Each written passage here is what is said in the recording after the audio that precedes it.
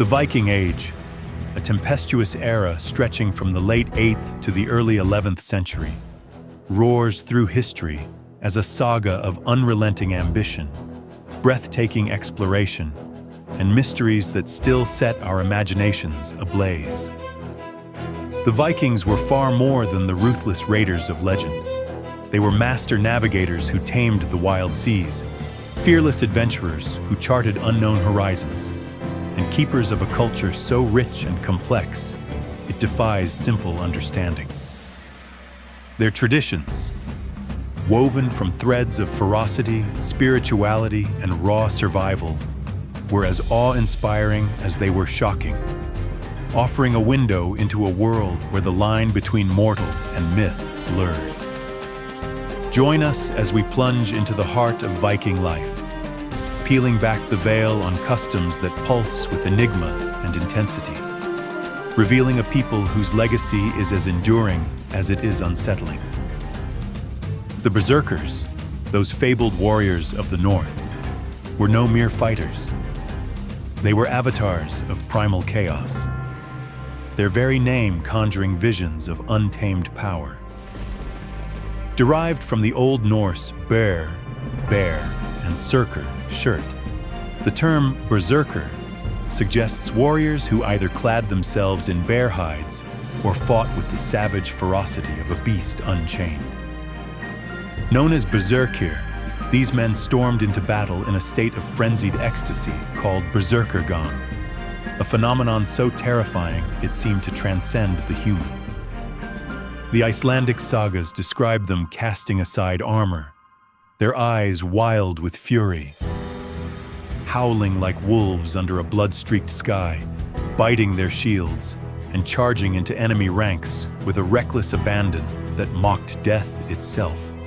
In this trance-like state, they were said to shrug off pain, their strength surging to superhuman heights, making them forces of nature on the battlefield.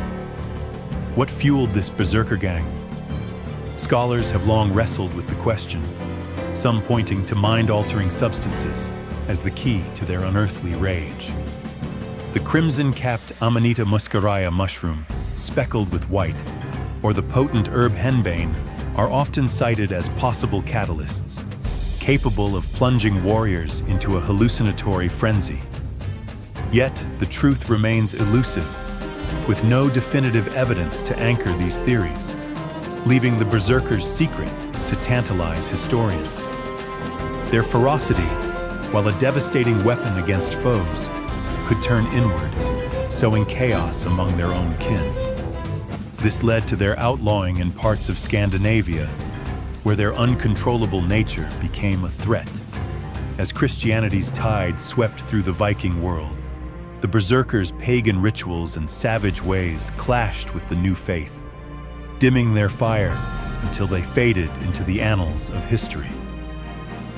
Equally evocative is the image of the tattooed Viking, their skin a living tapestry of symbols that spoke of courage, belief, and identity.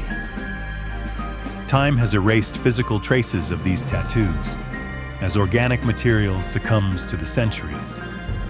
But vivid accounts from travelers like Ahmad ibn Fadlan, a 10th century Arab chronicler, ignite our imagination.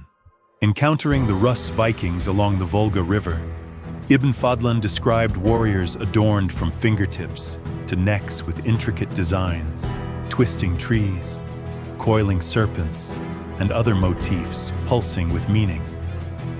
These tattoos were no mere adornment.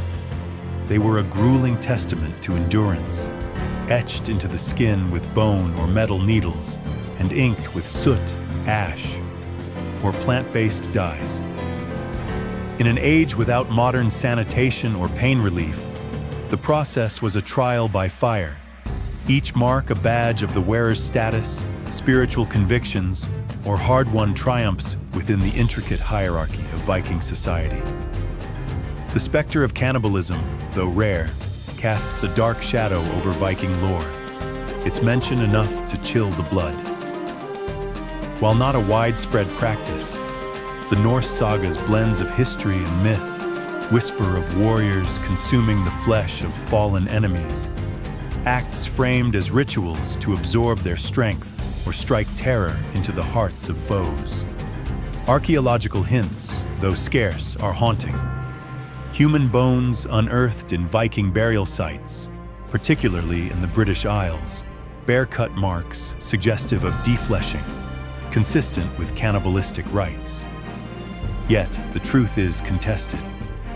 Some scholars argue these marks stem from post-mortem rituals, not consumption, while others propose that famine's desperate grip, rather than cultural intent, drove such acts. The ambiguity only deepens the Vikings' mystique, their actions a mirror to a world where survival often demanded the unthinkable. At the core of Norse spirituality lay human sacrifice, a practice as sacred as it was harrowing, woven into the fabric of their cosmology. The Vikings performed blot, rituals to honor their gods and secure divine favor, offering animals food or treasures. Yet, in times of crisis or grand festivals, human lives were also given. Adam of Bremen, an 11th century German chronicler, offers a chilling account of the great temple at Uppsala in Sweden, where every 9 years, a festival saw 9 males of every species, including humans, sacrificed to the gods. Hung in a sacred grove, their bodies left to decay as offerings, these victims were believed to ensure prosperity and divine protection, their blood a bridge between the mortal and divine realms. The practice, though gruesome to modern eyes, was a cornerstone of Viking belief, a testament to their conviction that the gods demanded sacrifice to maintain the world's balance. The Viking Age's rigid social hierarchy placed slaves, or thralls, at its lowest rung, yet their role in life and death was profound. Ahmad ibn Fadlan's account of a Viking chieftain's funeral unveils a ritual both mesmerizing and horrifying. When a chieftain died, his body was laid upon a ship with his weapons, treasures, and sometimes animals, a pyre fit for a warrior's journey to the afterlife. But the ritual's darkest facet was the sacrifice of a slave girl, chosen to accompany her master into eternity.